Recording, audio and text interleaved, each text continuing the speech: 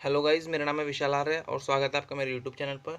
तो आज आप देख रहे हैं second lecture design of steel structures का। तो इसमें हम देखने वाले बोल्टेड कनेक्शंस की थ्योरी पोर्शन कि बोल्टेड कनेक्शन क्या होता है। ठीक, इसके बाद हम नेक्स्ट वीडियो में देखेंगे अपना बोल्टेड कनेक्शन के ऊपर न्यूमेरिकल्स। तो थ्योरी पहले देख लेते हैं ताकि हमें समझ में आ जाए। तो चलिए शुरू करते हैं फिर। तो सबसे पहले हम देखने वाले हैं बोल्टेड कनेक्शन। तो बोल्टेड कनेक्शन में हम सबसे पहले देखेंगे कनेक्शंस क्या होते हैं। तो connection are the structural element used for joining different members of structure steel framework. तो जैसा हमने गाइस लास्ट वीडियो में देखा था, मैंने आपको कई सारे स्टील के स्ट्रक्चर्स में लगने वाले सेक्शंस बताए थे, जैसे I section, C section, T section, angle section. ठीक है, तो जब हमें उन सेक्शंस को ज्वाइन करना होता है, ठीक है, हमें उन सेक्शंस को ज्वाइन करना होता है, तो जब हम क्या वहाँ पे कनेक्शन प्रोवाइड करते हैं तो इसको हम कनेक्शन कहते हैं। तो हमारे कनेक्शन जो होते हैं थ्री टाइप्स के होते हैं स्टील में।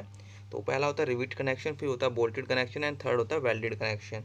तो पहले हम इन कनेक्शन के बारे में थोड़ा जान लेते हैं। तो बेसिकली हमें मेनली जो पढ़ना है बोल्टेड के बारे में पढ़ना है। तो मैं आपको थोड़ा थोड़ा बताया था रिविट और वेल्डेड कनेक्शन भी क्या होता है। तो चलिए देखते हैं। तो हमारा रिविट कनेक्शन क्या होता है।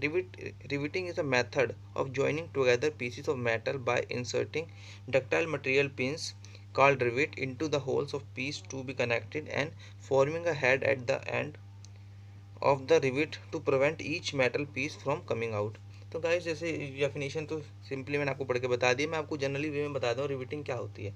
रिविटिंग का मतलब जैसे जो कोई भी होल होता है, तो हम उस होल में अपना जो हमारा डक्टाइल मटेरियल होता है, जैसे हमारा बोल्ट होता है, हम उसी की तरह कहते हैं, उसको उसमें इंसर्ट कर देते हैं। ठीक है, और जब हम उसे इंसर्ट कर देते हैं एक साइड से, तो एक साइड से वो उसके जो होता है शेप होती है बड़ी होती है, जैसे हमारा बोल्ट का होता है हेड, और दूसरी साइड से हम उसको मतलब मार मार के उसकी शेप को चेंज कर दें ताकि वो मतलब उसमें दोनों में कनेक्शन हो जाए। ठीक है, तो आई होप आपने रिपीटिंग देखी होगी, तो उसी को रिपीटिंग कहते हैं। तो एक बार मैं आपको दोबारा समझाने की कोशिश करता हूँ कि रिपीटिंग क्या होता है अच्छे से। तो जैसे कि हमारा वो बोल्ट होता है, जब आपने बोल्ट तो आप सबने देखा है, जैसे हमारी पेंसिल है, तो बोल्ट का उसको हेड होता है, जब हम उसको किसी चीज़ में इंसर्ट करते हैं तो हमारा हेड एक साइड अटक जाता है और दूसरी साइड जो होता है हम उसमें बोल्ट को हम बोल्ट से टाइट कर देते हैं। बट रिवीटिंग में क्या होता है, रिवीटिंग में एक साइड हेड तो होता है, पर दूसरी साइड क्या होता है वो बिल्कुल सेम ऐसा होता है, और उसे पीट पीट के दूसरी साइड उसका हेड बना दिया जाता है। ठीक है, तो इससे क्या होता है हमारा कनेक्शन हो जाता है, तो उसको हम बोलते हैं रिविट कनेक्शन। इसका होता है डिसएडवांटेज ऑफ रिविट कनेक्शन। अब हमें पता है रिविट कनेक्शन अब तो काफ़ी कम यूज़ करते हैं, तो इसलिए इसे जनरली पढ़ते भी नहीं है, पर मैंने आपको बता दिया फिर भी कि आपको पता होना चाहिए। तो देखो रिविट कनेक्शन ये मैंने बता दिया। अब आपको डिसएडवांटेज देखते हैं। डिसएडवांटेज ऑफ रिविट कनेक्शन, तो जैसे मैंने आपको बताया लेबर कॉस्ट इज हाई, तो उसमें जब मेहनत ज़्यादा करनी पड़ती है तो उसमें लेबर कॉस्ट बढ़ जाती है। उसके बाद inspection of connection is a skilled work. अगर जब हमें कनेक्शन का इंस्पेक्शन करना है तो उसके लिए मतलब स्किल्ड वर्क चाहिए, मतलब स्किल्ड वर्क है मतलब स्किल्ड पर्सन चाहिए, तो उसमें भी खर्चा बढ़ जाता है। It needs heating the rivet to red hot. अब जैसे मैंने आपको बताया कि हम दूसरे जब इंसर्ट करते हैं होल के अंदर, तो दूसरी साइड से हम उसका हेड बनाते हैं उसे पीट पीट कर।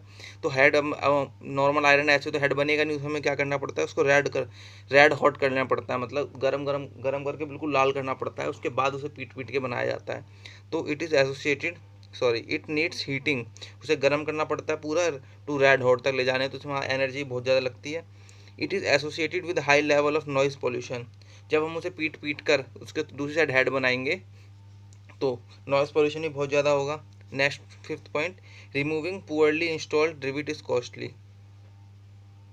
अगर हमारी जो रिवीटिंग है वो मतलब अच्छे से नहीं हो पाई है, अगर हम उसे रिमूव करेंगे तो बहुत महंगा पड़ेगा। जैसे मैंने आपको बताया था कि हम स्टील स्ट्रक्चर्स को क्या करते हैं कि हम उन्हें डिसमेंटल कर सकते हैं ईजिली, तो बोल्टेड वालों को हम ईजिली कर सकते हैं। बट ये जो हमारा रिवीटिंग होंगे, पुअर रिवीटिंग की होगी, किसी ने अच्छे से नहीं की होगी, तो उसमें जो हम रिमूविंग करेंगे या डिसमेंटल करेंगे वो काफ़ी कॉस्टली होगा। ठीक है, तो इसमें कई कई सारे डिसएडवांटेज हैं, इसलिए हमने इसे करना बंद कर दिया। चलिए नेक्स्ट देखते हैं। नेक्स्ट आ गया हमारा बोल्टेड कनेक्शन। ओके गाइस, तो बोल्टेड कनेक्शन देखते हैं। जनरली सबसे ज़्यादा बोल्टेड कनेक्शन भी यूज़ होता है, अब वेल्डिंग भी यूज़ होता है। वेल्डिंग ज़्यादा बेस्ट रहता है क्योंकि वेल्डिंग में पूरे में एफिशिएंसी आ जाती है हमारी, बोल्टेड में भी हम 100% एफिशिएंसी नहीं ले पाते। ठीक है, तो देखिए देखते हैं bolted connection. A bolt is a metal pin which is with a head formed at one end and a shack threaded at the other in order to receive a nut। तो गैस हमारा देखिए, जैसे pencil में मैं आपको relate करके बताया था हमारा कैसा होता है। जो हमारा बोल्ट होता है उस होता है, ठीक है, उसमें एक साइड हेड बना होता है, ठीक है, और जो यहाँ से होता है उसमें थ्रेड्स बने होते हैं जिसको हम चूड़ी भी बोलते हैं। थ्रेड्स, वो थ्रेडेड पोर्शन होता है, ऊपर जो चिकना पोर्शन होता है उसको बोलते हैं शैंक पोर्शन, ठीक है। तो आपने ऐसा बोल्ट देखा होगा। जनरली बोल्ट्स ऐसे होते हैं, वो अलग अलग कंडीशन के हिसाब से हम अब तो नए नए टाइप्स के बोल्ट भी आने लग गए हैं। तो 3 टाइप के जो है हमने क्लासीफाई किए हुए हैं बोल्ट, ठीक है। तो एक होता है अनफिनिश्ड बोल्ट या ब्लैक बोल्ट जिसे बोलते हैं, फिर आता है फिनिश्ड बोल्ट या टर्न बोल्ट, या फिर आता है high strength friction grip bolt, इसको बोलते हैं हम HSFG बोल्ट्स, ठीक है। तो ये 3 टाइप के बोल्ट्स होते हैं। तो पहले वाले बोल्ट के बारे में पढ़ लेते हैं कि अनफिनिश्ड ब्लैक बोल्ट क्या होता है। तो ये इसने बताया हुआ है, these are made from mild steel rods with square और हेक्सागोनल हेड। तो ये जो बोल्ट्स होते हैं ये किससे, माइल्ड स्टील से बनाए गए होते हैं। माइल्ड स्टील के रॉड जो उनसे बनाए गए होते हैं। उसके जनरली उनके हेड होते हैं, कैसे होते हैं, जो हेड होता है ऊपर या तो स्क्वायर होता है, इसको हेड जो होते हैं या तो स्क्वायर मिलेगा आपको, जैसे पेंसिल या हेक्सागोनल होगी तो उस शेप में मिलते हैं।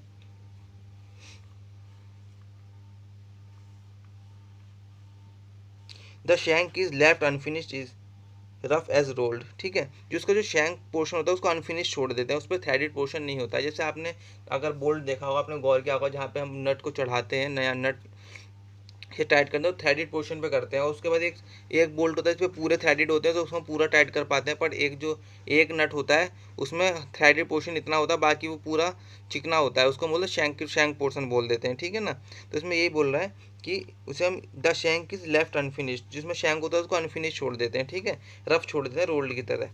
These are designated with M16, ठीक है। अब इसको हम डेजिग्नेटेड कैसे करते हैं, जैसे मैंने आपको लास्ट वीडियो में बताया था कि हम जो सेक्शंस होते हैं उनको ISHB, ISMB, ISMC ऐसे यूज़ करते हैं, डेजिग्नेट करते हैं। तो हम बोल्ट्स को करते हैं M16, M20, ठीक है,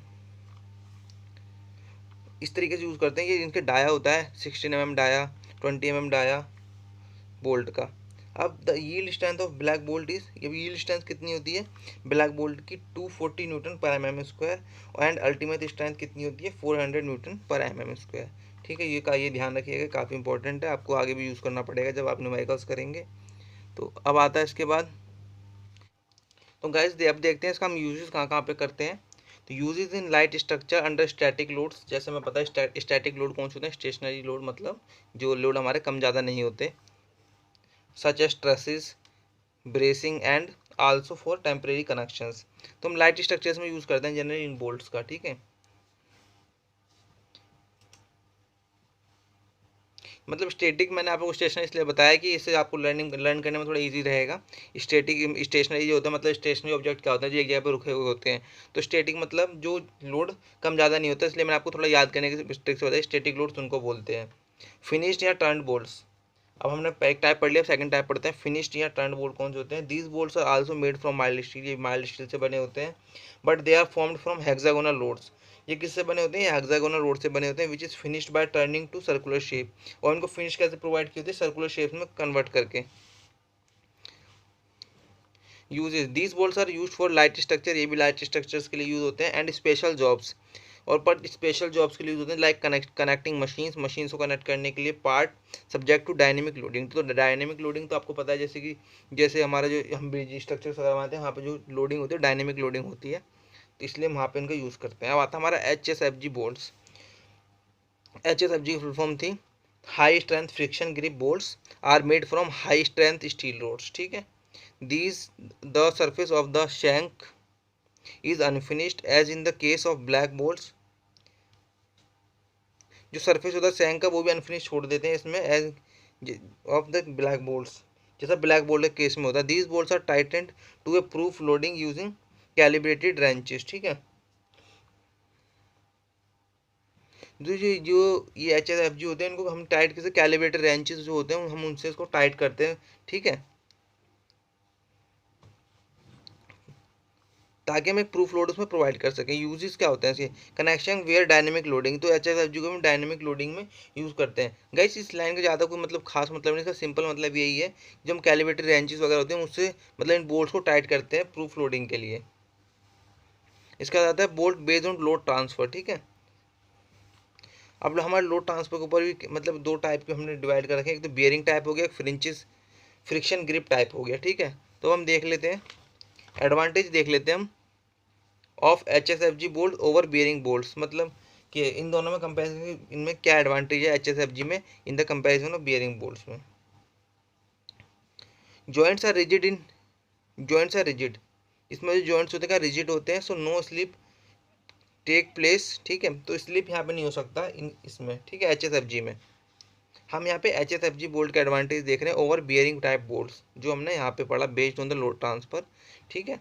तो जॉइंट्स आर रिजिड, इसमें जॉइंट रिजिड होते हैं, नो स्लिप कंडीशन, मतलब स्लिप नहीं हो सकते। Second, high static strength due to high frictional resistance, इसके अंदर जो होती है हाई स्टैटिक स्ट्रेंथ होती है ड्यू टू फ्रिक्शनल रेजिस्टेंस, क्योंकि इसके अंदर फ्रिक्शन रेजिस्टेंस होता है, तो स्टैटिक स्ट्रेंथ में ज़्यादा होती है, ठीक है ना। स्टैटिक जैसे मैं आपको पहले बताया। Smaller number of bolts result into smaller size of gusset plate, जो स्मॉलर नंबर ऑफ बोल्ट्स होते हैं result into smaller size of gusset, जो हमारे स्मॉलर नंबर ऑफ बोल्ट्स, जो हमारे कम नंबर वाले बोल्ट्स होते हैं, ठीक है, उन्हें हम कहाँ यूज़ करते हैं, जो छोटी साइज गसट प्लेट होती है। मैं आपको बताऊँ गसट प्लेट आगे क्या होती है। तो हमारे कम, जैसे M16 बताया, तो जो हमारे कम डाई वाले बोल्ट्स होते हैं, ठीक है, हम कम साइज वाली गसट प्लेट में यूज़ करते हैं। और numbers of bolts, small number of bolts, मतलब जो हमारी गसट प्लेट साइज में छोटी होती है, हमें नंबर ऑफ बोल्ट्स भी कम यूज़ करने पड़ते हैं, ठीक है। हम आगे आगे देखेंगे गसट प्लेट का केस आएगा, जो गसट प्लेट क्या होती है। उसका डिसएडवांटेज देख लेते हैं। मटेरियल कॉस्ट इज हाई, अब जैसे कि स्ट्रेंथ ज़्यादा है तो कॉस्ट तो अपने आप हाई हो ही जाएगी। The special attention is to given to a workmanship, specially to give them right amount of tension, कि स्पेशल अटेंशन क्या होता है।